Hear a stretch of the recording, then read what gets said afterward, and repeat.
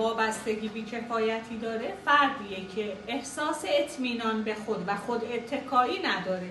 توی پذیرش مسئولیت به شدت هراس داره، میترسه که مسئولیتی رو بپذیره و از عهده مسئولیت‌هاش بر نیاد،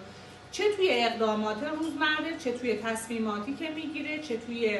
مسیری که میخواد انتخاب بکنه، هی فکر میکنه که اشتباه داره میکنه و همین باعث میشه که از بقیه مرتب اطمینان طلبی کنه، هی میخواد که نظر بقیه رو هم بپرسه، هی میخواد که ببینه آیا این راهی که داره میره، این تصمیمی که داره میگیره، این رفتاری که داره انجام میده درسته یا نه. بزرگترین ویژگی فردی که درباره وابستگی بی‌کفایتی داره اینه که میگه که من به تنهایی نمیتونم، به قضاوت‌های خودش اعتماد نداره، برای همین مرتب دست نیاز، دست مشورت، دست اطمینان خواهی به سوی بقیه دراز میکنه.